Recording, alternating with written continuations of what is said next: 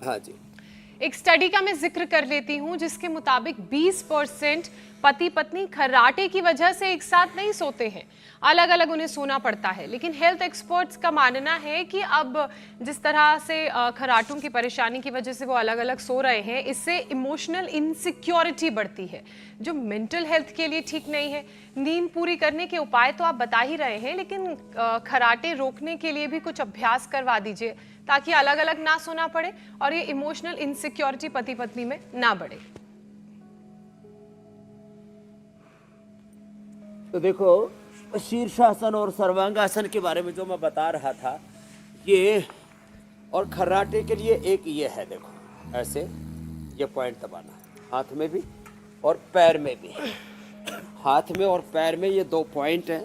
साथ में सिंहासन है, सिंहासन और ऊंचाई, ये तो बहुत ही जबरदस्त है।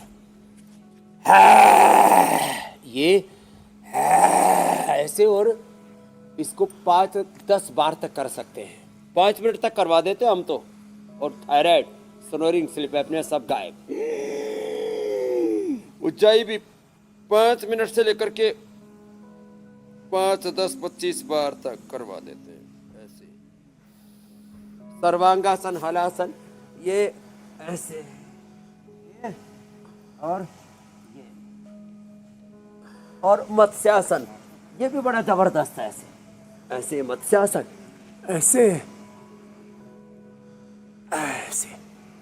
तो ये अभ्यास बता दिए मैंने जिनको स्नोरिंग, स्लीप एपनिया, बादाम रोगन और अखरोट का तेल, गाय का घी, अणु तेल, षडबिंदु तेल, अणु तेल में ज्योतिस्मृति तेल मिला दो, जिनको स्नोरिंग को अंदर पूरा अंदर का कचरा सब बाहर हो जाएगा। नहीं तो घर में सरसों का तेल होता है ना, घर में सरसों के तेल में थोड़ी सी अजवाइन, थोड़ा सा सेंधा नमक, थोड़ा सा उसमें लहसुन पका ले, लहसुन, थोड़ी सी अदरक, थोड़ी सी हल्दी, थोड़ा अजवाइन, थोड़ा सेंधा नमक, ये डाल करके उसको हल्का हल्का धीरे धीरे आंच पर पका लिया, उसको नाक के अंदर डालें, पूरी स्नोरिंग की प्रॉब्लम गायब। और कपाल भाती भी कर लें। 100 ग्राम एलोवेरा, उसमें 10 पत्ते अमरूद के और थोड़ी सी हल्दी, थोड़ा उसमें त्रिकुटा या त्रिफला थोड़ा डाल करके उसको पका ले और उससे गरारा कर ले।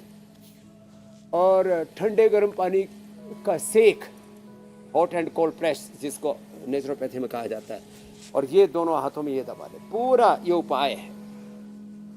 ये जो हवन है ना, ज्योत्सना ने जो स्टडी बताई बड़ी अच्छी है। गाय का घी खाना भी, अब कोई गाय का घी इतना तो खा नहीं सकता, तो गाय का घी इससे हवन करने से ब्रेन और नर्वस सिस्टम बहुत जबरदस्त हो जाता है। इसलिए गाय के घी से हवन भी किया करे, गाय का घी खाया भी करे, गाय का घी नाक के अंदर भी डाला करे, गाय का घी जो है उससे नशे भी किया करे, पादाभ्यंग भी किया करे।